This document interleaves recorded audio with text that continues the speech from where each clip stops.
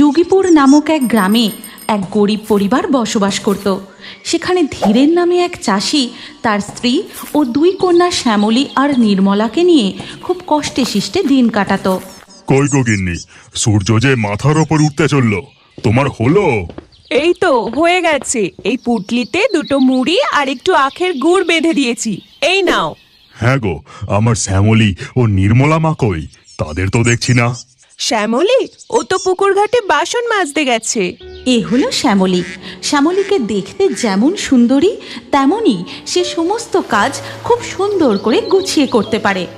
ওয়ো শ্যামলী, তুই যে দেখছি দিন দিন আরো সুন্দরী হয়ে যাচ্ছিস রে।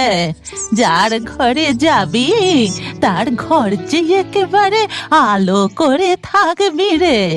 দূর, তুমি যে কি বলো ঠাকুমা, আমার বাসন মাজা হয়ে গেছে, আমি এখন আসি কেমন? তা হ্যাঁ রে শ্যামলী, তুই তো এত সুন্দর করে সব কাজ করিস। আর তোর ওই যমজ বোন ওই নির্মলার কি খবর রে? ও ভালো আছে ঠাকুমা, বাড়িতেই আছে। আচ্ছা, আমার দেরি হয়ে যাচ্ছে, আমি এখন চললাম। এই কথা বলে শ্যামলী সেখান থেকে চলে যায়।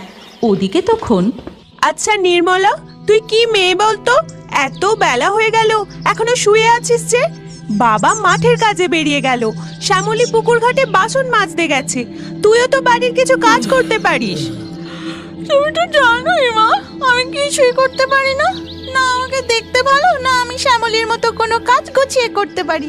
হ্যাঁ, তাই শুধু তুমি জঙ্গলে ঘুরে ঘুরে বেড়াও আর বেলা পর্যন্ত ঘুমাও। আচ্ছা, গুছিয়ে কাজ করতে না পারিস, শেখার চেষ্টাটুকুও তো করতে পারিস। এই কথা বলে নমিতা ঘর থেকে বেরিয়ে দেখে ততক্ষণে শ্যামলী উঠানে এসে দাঁড়িয়ে আছে। তুমি নির্মলাকে শুধু শুধু কেন বকছো মা? থাক না, ও শুয়ে আছে। আমায় বলো কি করতে হবে, আমি করে দিচ্ছি। এই যে ওকে এত ভালোবাসছিস, এতে কি ওর ভালো হচ্ছে? দুদিন পরে তো ওকেও পরের ঘরে যেতে হবে নাকি?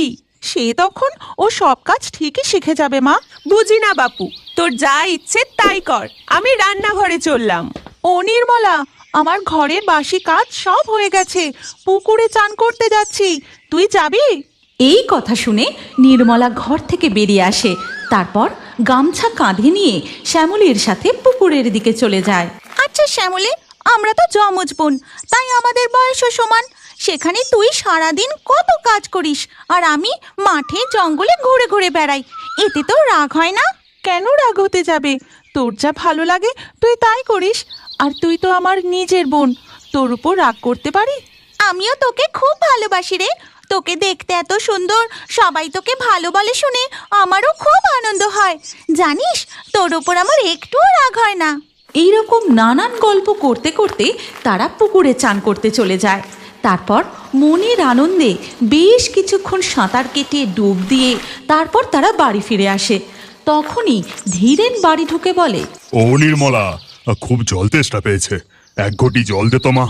তুমি এই খাটিয়াতে বসো বাবা, আমি এক্ষুনি জল এনে দিচ্ছি। এই কথা বলে নির্মলা দৌড়ে ঘরের ভেতর চলে যায় আর শ্যামলী জামা কাপড়গুলো শুকোতে দেওয়ার জন্য চলে যায়। তারপর নির্মলা এক ঘটি জল নিয়ে দাওয়া থেকে উঠোনে নামতেই হাত থেকে জলের ঘটিটা পড়ে যায়। তেষ্টায় গলা শুকিয়ে যাচ্ছে, একটু জল চেয়েছিলাম, সেটুকুও তুই ঠিক করে আনতে পারলি না, ফেলে দিলি। কোন ভরসায় আমি তোকে বিয়ে দিয়ে পরের ঘরে পাঠাই বলতো? এমনিতেই তো তোকে কেউ পছন্দ করছে না। বাবার মুখ থেকে এই সমস্ত কথা শুনে নির্মলা বাড়ি থেকে বেরিয়ে জঙ্গলের দিকে চলে যায়। তারপর জঙ্গলে পৌঁছে একটা গাছের তলায় সে মন খারাপ করে বসে থাকে। আর তাকে দেখতে পেয়ে, কি গো মেয়ে, কি হয়েছে তোমার? এমন মন খারাপ করে বসে আছো? আজ গাছেদের সঙ্গে কথা বলছো না, পাখিদের সঙ্গে খেলা করছো না, প্রজাপতিকে দেখে হাসছো না, কি হলো? কে তুমি? আর তুমি জানলে কি করে আমি রোজ গাছেদের সাথে কথা বলি, পাখিদের সাথে খেলা করি, আমার প্রজাপতি দেখতে খুব ভালো লাগে? জানি গো জানি, এই জঙ্গলে কে কি করছে তা আমি সব দেখতে পাই, সব জানি। তাই বুঝি? তুমি এই জঙ্গলেই থাকো? কই, আমি তো তোমায় দেখতে পাইনি কোনোদিনও। হ্যাঁ, আমি এই জঙ্গলেই থাকি। আচ্ছা, এখন ওঠো তো, আর মন খারাপ করে বসে থাকতে হবে না। তুমি জানো না, আমার কোনো গুণ নেই, আমি কিচ্ছু করতে পারি না, তাই কেউ আমায় ভালোবাসে না। কে বলেছে তোমার গুণ নেই? সবার আলাদা আলাদা গুণ থাকে, কারোর সেটা আগে প্রকাশ পায়, কারোর পরে। আর তোমাকে কেউ ভালোবাসে না তা একদম ঠিক কথা নয়। সবাই তোমাকে নিয়ে চিন্তিত, তাই একটু বকাবকি করে। এখন বাড়ি ফিরে যাও দেখি। এই কথা শুনে নির্মলা জঙ্গল থেকে বেরিয়ে বাড়ির দিকে ফিরতে থাকে। ও নির্মলা, খবর শুনেছিস? কি গো ঠাকুমা, কি খবর? শ্যামলীর বিয়ে ঠিক হচ্ছে। ছেলের বাড়ি থেকে তাকে কালকেই দেখতেই আসবে। খবরটা তো আমি দিলুম রে। শ্যামলীর কথা শুনে পাত্রপক্ষের খুব পছন্দ হয়েছে। কি বলছো গো ঠাকুমা, এ তো খুব আনন্দের কথা। এই খবর শোনা মাত্রই নির্মলা ছুটতে ছুটতে বাড়ি আসে। তারপর, দেখ শ্যামলী, কাল কিন্তু আমি তোকে নিজের হাতে সুন্দর করে সাজিয়ে দেব। বলিস কি, তুই সাজাবি? তুই পারবি সাজাতে? না না, তোকে সাজাতে হবে না। আমি বরং পাশের বাড়ির মালতীকে বলবো, ও এসে সাজিয়ে দিয়ে যাবে। থাক না মা, ও যখন সাজাবে বলছে ওই সাজাক, তাতে আমায় কারোর পছন্দ হলে হবে, না হলে না হবে। এই কথা শুনে নির্মলা আনন্দে শ্যামলীকে জড়িয়ে ধরে। মা তার দুই মেয়ের ভালোবাসা দেখে তাদের মাথায় আশীর্বাদের হাত রাখে। এর পরের দিন ভোর হতেই নির্মলা ঘুম থেকে উঠে ছুটতে ছুটতে জঙ্গলে চলে যায়। বাবা, আজ এত জোরে ছুটতে ছুটতে এসেছি যে একেবারে হাঁপিয়ে গেছি। তারপর নির্মলা যে গাছের সঙ্গে রোজ কথা বলে, যে গাছকে সে নিজের বন্ধুর মতন করে সমস্ত কথা খুলে বলে, সেই গাছের তলায় দাঁড়িয়ে, জানো বন্ধু, আজ আমার খুব আনন্দ হচ্ছে। আজকে শ্যামলীকে পাত্রপক্ষ দেখতে আসবে। আমি বলেছি ওকে নিজে হাতে সাজিয়ে দেব, পাত্রপক্ষের যেন ওকে খুব পছন্দ হয়। হবে বই কি, নিশ্চয়ই খুব পছন্দ হবে। তুমি যে তাকে নিজের হাতে ভালোবেসে সাজাবে। ও, তুমি তুমি আমার সব কথা শুনেছো বুঝি? শুনেছি বই কি, তাই তো তোমার জন্য এই চিরুনিটা নিয়ে এলাম।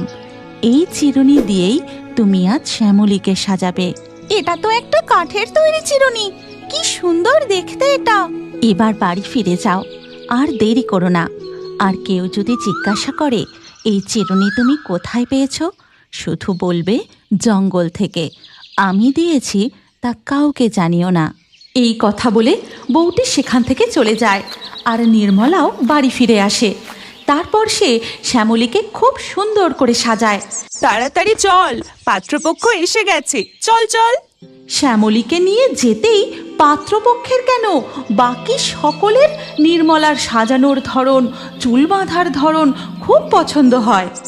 ও নির্মলা, তুই যে এত সুন্দর করে সাজাতে পারিস তা তো জানা ছিল না। তোর সাজানোর জন্য তো শ্যামলীকে আরো বেশি সুন্দর লাগছে রে। দেখ নির্মলা, সামনেই আমার মেয়ের বিয়ে। আমার মেয়েকেও কিন্তু তোকেই এমন সুন্দর করে সাজাতে হবে। তার বদলে আমি তোকে কিছু পারিশ্রমিকও দেব, বুঝলি? এরপর থেকে নির্মলার খুব নাম হয়, সবাই তার প্রশংসা করতে থাকে। যেখানেই যার বিয়ে থাকুক, নেমন্তন্ন থাকুক, সবাই নির্মলার কাছে সাজতে আসে। আর এই সব কিছু দূর থেকে দেখে প্রকৃতি দেবীও মনে মনে খুব খুশি হন।